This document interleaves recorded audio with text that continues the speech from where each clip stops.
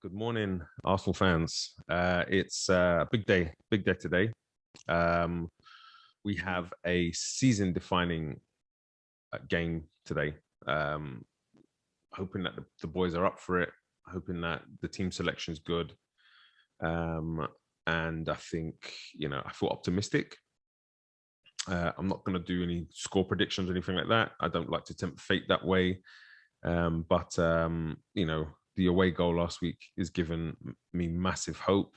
And I just feel like things are starting to align a little bit. Tierney back, Lacazette back in training, Aubameyang back scoring a wonderful goal at the weekend, showing real desire to get on the score sheet and to score, which is the Yobo we all want to see. So, um, feeling pretty feeling pretty confident about it.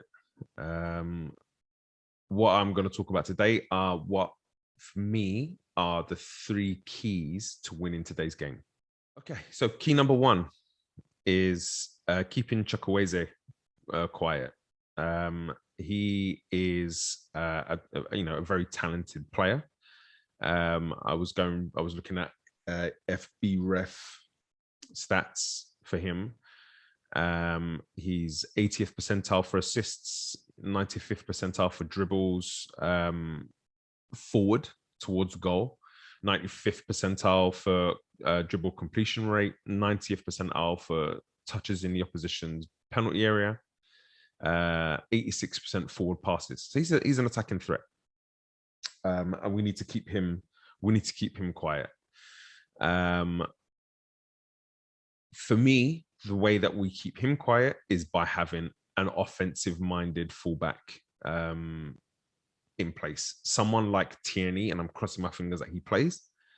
If we can get Tierney running forward and overlapping whoever plays on the left in the left forward position, which I'm hoping is Martinelli, we could get Chukwueze going backwards, having to track back to prevent 2v1s. And that could well be the best way to keep him away from the attacking half. Last week, Xhaka didn't attack a lot. He stayed back in that left back position, which allowed Chukwueze to basically stay high up the field because he doesn't have to track anyone. So an attacking fullback is how I would deal with it. And looking at the stats again, he's 30th percentile for successful pressures. So that's him pressuring the ball into a point where the ball was lost by that player. And he's 31st percentile for tackles. He doesn't defend very well. So get him going backwards, get him defending, get him in his own half. And I think we can basically take away one of their main attacking threats. My second key to today's game is going to be the 2v1s in the wide areas. So just elaborating a little bit more on what I was saying about the fullback getting forward, especially on the left-hand side, because we know that if Tierney's playing, he's going to get forward. We need them basically making that overlapping run around the wide forward to basically, first of all, allow the wide forward to come inside. And because we play inverted wingers most of the time, we want someone coming in onto their strong foot, where they can play that Kevin De Bruyne-esque cross in at the back post, where if nobody touches it, it goes in, or can come in onto their right side and shoot, or can come in onto their right side and set themselves with their strong foot for a 1-2 or something like that. And then having the fullback going down the outside means if the defender is cutting off the inside, you play that outside.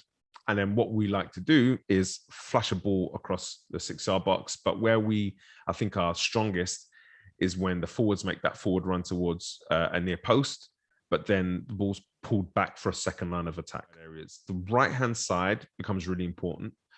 I would like to see Bellerin start, just because he had a good game on Sunday. I know it was only Newcastle, but he had a good game on Sunday. He showed a little bit more of his intention to get forward. One thing I'm not totally sure with is his coming inside and playing as an inverted fullback. He did a lot of that at the weekend. I don't think Chambers does that as much. And I think Chambers is definitely more of a threat going forward. But I think in terms of overall game, I think Chambers is probably a little bit more inconsistent than Bellerin is. When Chambers is on it, he's on it. He's fantastic, and I think he, can be a very influential fullback, but he's just not on it enough. And I think while Bellerin might not be as good offensively, he's steady overall. So I would go with Bellerin again based on the performance he gave on Sunday. But it's important that there's an attacking threat from a fullback on the right-hand side as well. We need to basically try to get those 2v1s going on both sides of the field, basically pin them back in, and then, work the opening. I mean, listen, we only need one goal, so we need to go for it. We need to pin them into their half. We need to get that goal. My third key is do not concede. Cannot give away a goal, and in order for that to happen, I think we need to start with Gabriel as a centre-back. Gabriel and Holding, I think, is pretty strong. Not the strongest centre-back pairing you'll see, but it's probably one of the strongest centre-back pairings we have. While I'd love to see David Luiz play, and I know he has a mistake in him, but as we saw on Sunday, his ability to unlock things and his ability to create while being a calm head at the back is, it's huge. But I just think that hamstring injury, I don't think he's going to be able to play. So I'm going Gabriel Holding. I'm choosing Gabriel over Mari because I think Mari is a very physically imposing centre-back. He loves to come in for the header over the top of the player. He loves to get tight to the player to stop the player turning, which is great for us because it stops them from being able to transition into their attacking phase. But if Mari gets turned, he doesn't have the pace. And I've seen a few times where he's been beaten in behind and he just can't catch back up. And then we're, it's like shooting fish in a barrel. We're just, there for the taking. I think Gabriel is quicker, but then also has more of a physical presence when chasing back. So anybody that does manage to get in behind knows that they're going to have an arm on the shoulder. They're going to be, there's going to be some physical presence with the pace. And I think that's, we'll need that to prevent people from getting in behind. I think in the last game, Villarreal were able to play through our midfield way too easy. And I think a part of that is going to be because Ceballos was like a puppy chasing everything instead of holding his position, closing off lines, closing off space. So I want to see a Xhaka Partey midfield. I think with a Xhaka Partey midfield, we're much more solid. And we're going to be able to close things up.